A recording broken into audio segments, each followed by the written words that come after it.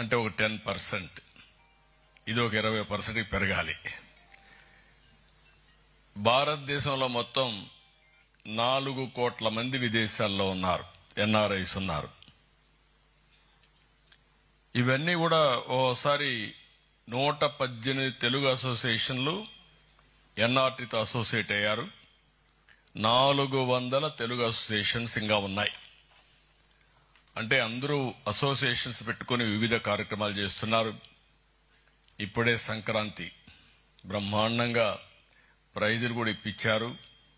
అచ్చ తెలుగువాడు పిల్లలను చూస్తే పంచెగట్టుకొని ముచ్చటేస్తున్నాడు. అంత బాగా, అంటే మన సాంప్రదాయాలను కాపాడుకోవడానికి కోడి పందాలు తప్ప అన్ని చేశారు ఇక్కడ. అవి కూడా అలో చేయరు కాబట్టి చేయలేదు, కానీ లేకపోతే అది కూడా మీరు చేసేవాళ్ళు.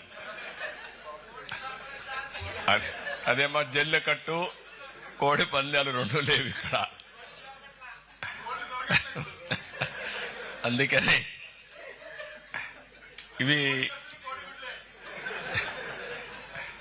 ఇవన్నీ చూసినప్పుడు చాలా సంతోషం. 25-30 సంవత్సరాల కంటే ముందు 95లో నేను ఒక ఆలోచన, భవిష్యత్తు ఏ విధంగా ఉండబోతుందని ఒక ఆలోచన చేశాను. నాలో ఒక చిన్న పొరపాటు ఉంటుంది, ఎప్పుడు కూడా ముందు ఆలోచిస్తా ఉంటా దూరదృష్టితో. ఆ రోజు నేను విజన్ 2020 తయారు చేశా సమైక్య ఆంధ్రప్రదేశ్కి. అందరూ నన్ను ఎగతాళి చేశారు.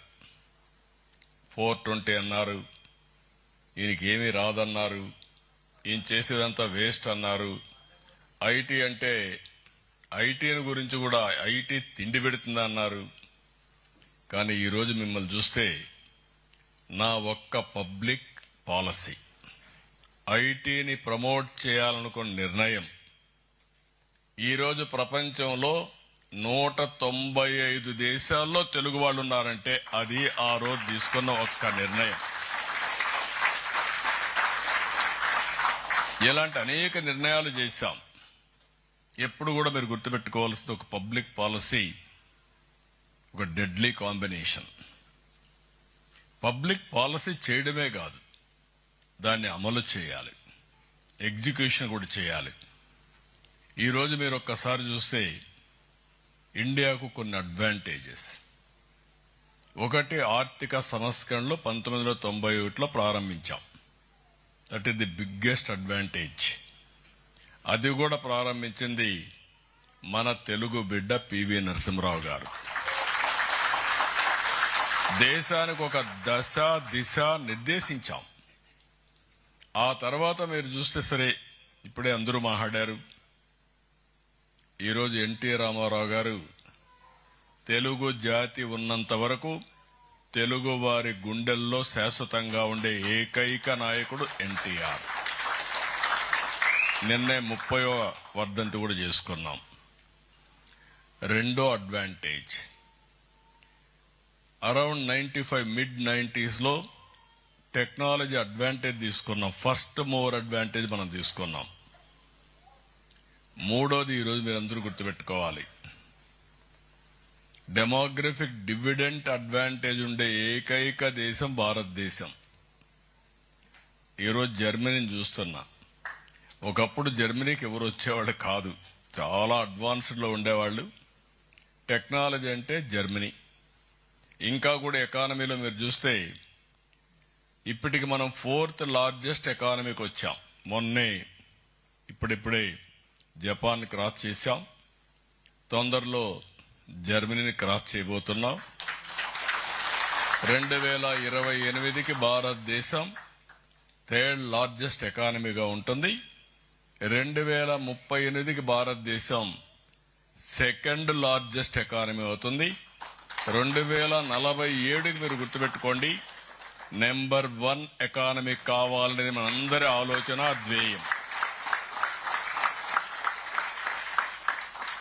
ఇది చూసినప్పుడు ఆ రోజు తీసుకున్న నిర్ణయాలు, ఈరోజు ఇంకొక పక్కన ఇండియాకు ఒక స్ట్రాంగ్ లీడర్షిప్ ఉంది, నరేంద్ర మోడీ. ఈరోజు మీరు ఆ నాయకత్వాన్ని మనం చూసినప్పుడు right time, right leader, right place. That is Narendra Modi as Prime Minister of India. ఈ అడ్వాంటేజ్ లో ఇప్పుడే మీరు చూశారు.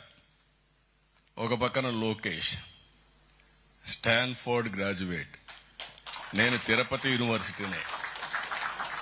నరేంద్ర మోడీ గారు మామూలు యూనివర్సిటీనే. అదే మరి పక్కన ఒక ఆయన కూర్చున్నాడు, రామ్మోహన్ నాయుడు, ఆయన పర్డ్యూ యూనివర్సిటీ.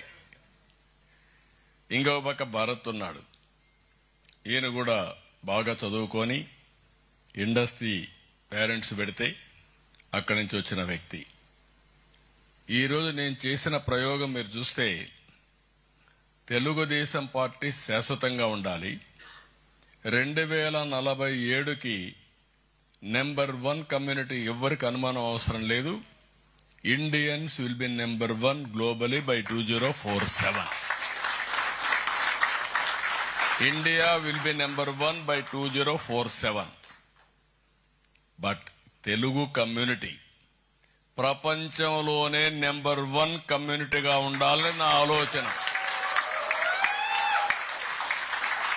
ఎవరికైనా అనుమానం ఉంటే తీసేయండి మీ మైండ్లో నుంచి, ఇది సాధ్యం కాదని. ఈ రోజు ఉన్నాడు రామ్మోహన్ నాయుడు, 12 ఏళ్ల నుంచి ఎంపీగా ఉన్నాడు. ఈ రోజు యంగెస్ట్ కేబినెట్ మినిస్టర్, కేంద్రంలో యంగెస్ట్ కేబినెట్ మినిస్టర్ ఎవరంటే మన రామ్మోహన్ నాయుడు. అదే మరి బాగా చదువుకున్నాడు. ఛాలెంజెస్ అంటున్నాడు, ఛాలెంజెస్ కాదు, ఛాలెంజెస్ ఆపర్చునిటీస్ రెండు ఉంటాయి. గ్లామర్ తో సమానంగా రాళ్లు కూడా పడతా ఉంటాయి. రాళ్లు పడినప్పుడు తప్పించుకొని తిరిగి ముందుకు పోవాల్సిన బాధ్యత మీ మీద ఉంటుంది. ఇంకొక పక్కన చూస్తే ఈసారి నేను సెలక్షన్ లో కూడా సెటిల్ అయిన వాళ్ళు కూడా మీరు చూస్తే, ఇంకొక మంత్రి ఉన్నాడు మన దగ్గర, చంద్రశేఖర్, కేంద్రంలో పెంబసాని. ఆయన richest parliament member in the parliament. ఆయన కూడా మీ మారిగా ఒక ఎన్ఆర్ఐ. నేను ఇచ్చిన పాలసీ అందిపుచ్చుకొని అమెరికాకు పోయి, అమెరికాలో గుంటూరు మిర్చది, అమెరికాకి వెళ్లి అమెరికాలో ఒక ఐటీ కంపెనీ పెట్టి హెల్త్ లో ఈరోజు one of the richest parliament member అయ్యారు. ఈరోజు మీ అందరు నేను చూస్తున్నాను, నేను ఎక్కడికక్కడ మీ అందరితో మాట్లాడుతున్నా. ఈరోజు మీరు చూస్తే 25 ఏళ్లకు మునుపు మనం చేసిన ఆలోచన, ఈరోజు ప్రపంచంలో ఏ దేశానికి పోయినా ఆ దేశంలో హైయెస్ట్ పర్ క్యాపిటా ఇన్కమ్ ఎవరంటే దానికి చిరునామా ఇండియన్స్. అందులో 30% తెలుగు వాళ్ళు ఉండడం నేను గర్వపడుతున్నా. హైయెస్ట్ పర్ క్యాపిటా ఇన్కమ్కి వచ్చాం. ఈరోజు రావాల్సింది మీరు వెల్తియెస్ట్ కమ్యూనిటీగా తయారు కావాలి, మోస్ట్ ఇన్ఫ్లుయెన్షియల్ కమ్యూనిటీగా తయారు కావాలని నేను ఆకాంక్షిస్తున్నా. ఇక్కడికి వచ్చినప్పుడు ఫస్ట్ ఆఫ్ ఆల్ మిమ్మల్ని అందరినీ నేను మళ్లీ ఒక అజెండా మీకు ఇవ్వబోతున్నా. ఏదో మంత్రులకే అజెండా కాదు, మీకు కూడా ఒక అజెండా ఉంటుంది. మీరు కూడా అజెండా పెట్టుకొని ముందుకు పోవాల్సిన అవసరం ఉంది. మొట్టమొదటిసారిగా మిమ్మల్ని అందరినీ మనస్ఫూర్తిగా అభినందిస్తున్నా. ఎన్నిసార్లు అభినందించినా తక్కువే అవుతుంది. మొన్న ఎన్నికల్లో ఎక్స్ట్రాడినరీ వర్క్ చేశారు. ఆ రోజు మేము రాష్ట్రం కోసం ఆలోచించాం. నేను ఆలోచించిన తర్వాత జనసేన అధినేత పవన్ కళ్యాణ్ కూడా స్వచ్ఛందంగా ముందుకొచ్చాడు. ఏ మాత్రం కూడా ప్రభుత్వ వ్యతిరేక ఓటు డివైడ్ కాకూడదు, రాష్ట్రాన్ని పునర్నిర్మాణం జరగాలంటే ఇది ఒకటే మార్గం అని ముందుకొచ్చాడు. అదే సమయంలో మేము ముందు చూపుతూ ఆలోచించాం. బీజేపీ కూడా ముందుకొచ్చారు. నరేంద్ర మోడీ గారి నాయకత్వంలో బీజేపీ ముందుకొచ్చి ఎన్డీఏ కూటమి ఏర్పాటు చేశాం.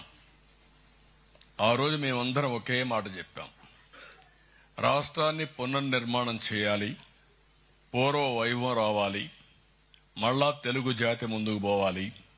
దీనికి సహకరించమంటే మీరు ఎక్కడెక్కడో దేశాల నుంచి ఎవరిని అడగకుండా మీ సొంత డబ్బులు 4-5 లక్షల రూపాయలు